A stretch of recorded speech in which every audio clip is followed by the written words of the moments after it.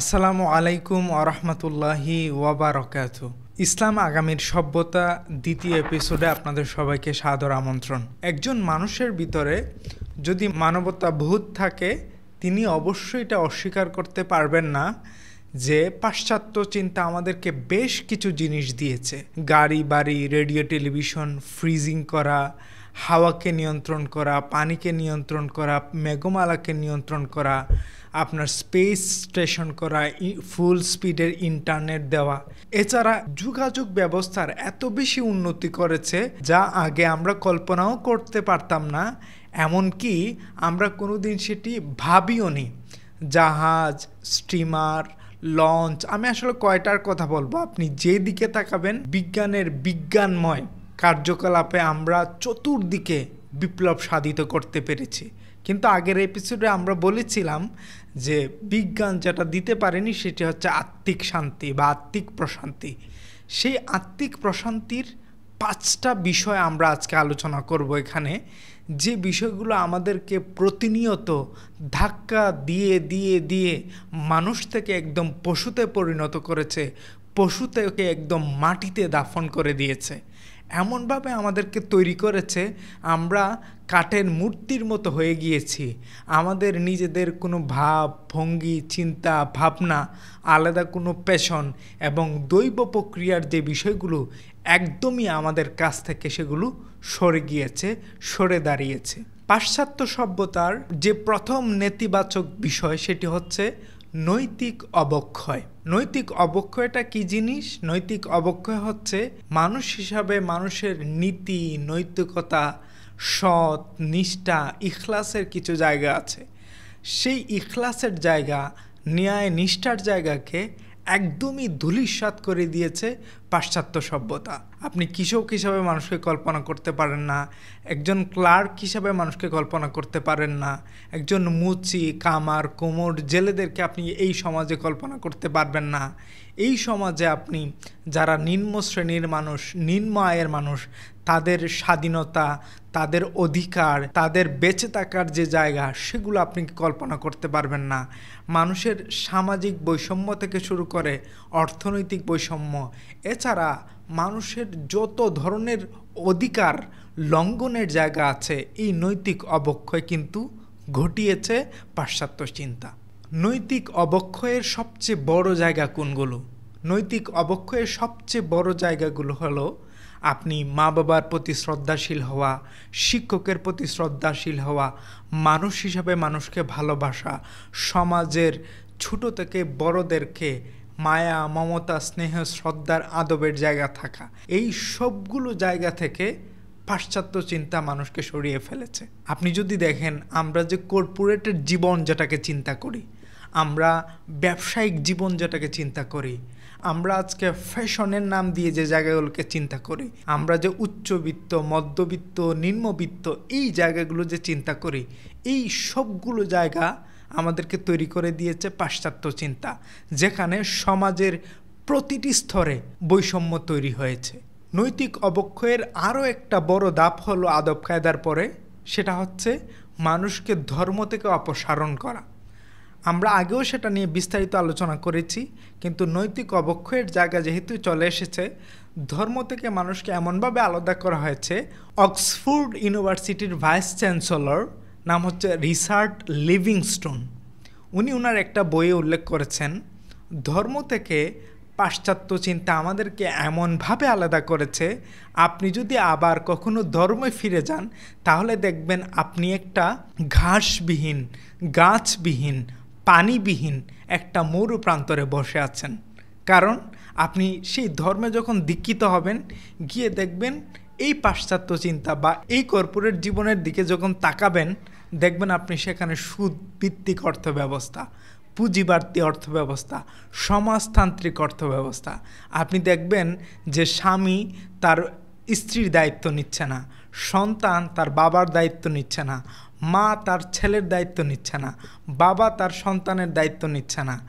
এভাবে আপনি দেখবেন শিক্ষক এবং ছাত্রের মধ্যে যে সম্পর্ক, সেটা শুধুমাত্র লেনদেন ব্যবস্থার মধ্যে আটকে পড়ে আছে। পাশ্চাত্য চিন্তার নৈতিক অবক্ষয়ের আরেকটা বড় জায়গা হলো যৌন বিকৃতি লাভ করা। আজকে যদি আপনি পর্নোগ্রাফি ইন্ডাস্ট্রির দিকে তাকান, আপনি যদি হলিউড মুভির দিকে তাকান, এমন কোনো হলিউড মুভি নাই, এমন কোনো পর্নোগ্রাফির ইন্ডাস্ট্রি নাই যেখানে পাশ্চাত্য চিন্তার প্রভাব থাকে না, পাশ্চাত্য সভ্যতার প্রভাব ফুটে ওঠে না। প্রতিটি ছবিতে, প্রতিটি চলচ্চিত্রে, প্রতিটি নাটকে, প্রতিটি থিয়েটারে যৌন বিকৃতির জায়গা থাকবেই থাকবে। আজকে যে আমরা বিভিন্ন রকমের যৌন বিকৃত চিন্তা দেখতে পাই, সেটা পুরোপুরিভাবে পাশ্চাত্য চিন্তার দান। এর সবচাইতে বড় আধুনিক ভার্সন হচ্ছে ট্রান্সজেন্ডার বা সমকামিতা। এই ট্রান্সজেন্ডার এবং সমকামিতা এই দুইটা জিনিসই কিন্তু আলাদা আলাদা। প্রথমে আমাদেরকে দেওয়া হয়েছে LGBTQ এবং তারপরে দেওয়া হয়েছে ওই LGBTQরই আপডেট ভার্সন হচ্ছে ট্রান্সজেন্ডার। আপনারা শুনলে অবাক হবেন, 1991 সালে মানুষের যৌন বিকৃতির সংখ্যা ছিল বা যৌন রোগের সমস্যা ছিল 6.4%। এটা খুদ আমেরিকার বক্তব্য এবং সেটা আমেরিকাতে ছিল। এবং এর পরের বছর ঠিক 1952 সালে সেটা দাঁড়ায় 16.5%। এবার চিন্তা করেন 2024 সালে, অর্থাৎ 74 বছর পরে এর প্রক্রিয়াটা বা এর প্রভাব কোথায় গিয়ে দাঁড়াতে পারে। পাশ্চাত্য সভ্যতার যৌন বিকৃতির কতটুকু পর্যায়ে পৌঁছে গিয়েছে আমরা যদি একটা উদাহরণ দেখি, আমরা যদি একটা রোগের নাম বলি, আপনাদের সবার কাছে সেটি ক্লিয়ার হবে। যেটাকে ফরাসিতে বলা হয় সিডা এবং ইংরেজিতে বলা হয় এইডস, যেটি HIV ভাইরাসের মাধ্যমে সংক্রমিত হয়। এবং এটি এত বড় রোগ বা এত বড় বিশাল ঝামেলা হিসেবে তৈরি হয়েছে, এখন পর্যন্ত এই রোগের কোনো ঔষধ আবিষ্কার করা সম্ভব হয়নি। এই নৈতিক অবক্ষয়ের জায়গাটি কতখানি নিচে নেমে এসেছে এবং আমাদের মুসলমানদেরকে কিভাবে প্রভাবিত করছে তার একটা উদাহরণ দিব। 1995 সালের মিশরের কায়রোতে একটা সম্মেলনের কথা বলে। মিশরের কায়রোতে একটা সম্মেলন হয়, নাম হচ্ছে কায়রোর জনসংখ্যা উন্নয়ন সম্মেলন। এটি হয় 13 সেপ্টেম্বর 1994 সালে। এই সম্মেলনে অনেক বিষয়ে আলোচিত হয়েছে। আমি সংক্ষেপে যেটি বলবো সেটি হচ্ছে, এই সম্মেলনে একটি ঘোষণাপত্র পাবলিশ করা হয়। এই ঘোষণাপত্রের মধ্যে আমাদেরকে পুরো মুসলমান বিশ্বে যৌন বিকৃতি কীভাবে ঢুকিয়ে দেওয়া হয়েছে তার একটা নমুনা। এই সম্মেলনটা আমেরিকানদের করা এবং আমেরিকানরা আমাদেরকে কিভাবে প্রভাবিত করেছে এই কয়েকটি জিনিস দেখলে আপনারা বুঝতে পারবেন।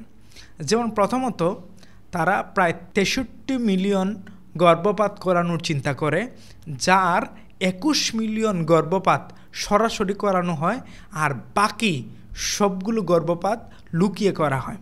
আপনি এবার চিন্তা করেন যে পৃথিবীতে কত লক্ষ মানুষ আছে যারা জারজ বা অবৈধ সন্তান হিসেবে জন্মগ্রহণ করেছে, এবং এটা পুরোপুরি পাশ্চাত্য চিন্তার দান।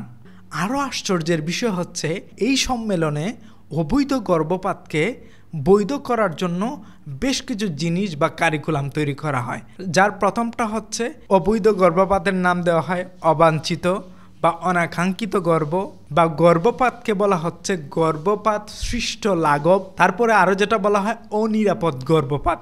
আপনি আমাদের দেশে দেখবেন যে যখন কোনো কোম্পানি এই ধরনের বিজ্ঞাপন দেয়, তারা বলে যে অনাকাঙ্ক্ষিত গর্ভধারণ বা অনিরাপদ গর্ভধারণকে আমরা আপনাদের জন্য সমাধান নিয়ে এসেছি।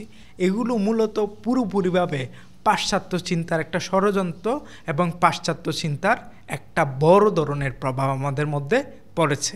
এই ঘোষণাপত্রটি সরাসরি প্রত্যাখ্যান করা হয় এবং আল আজহার বিশ্ববিদ্যালয়ের ফতোয়া বিভাগ, মিশরের ফতোয়া বিভাগ এবং পৃথিবীর নানা ধর্মীয় জনগোষ্ঠী সরাসরি প্রতিবাদ জানায়।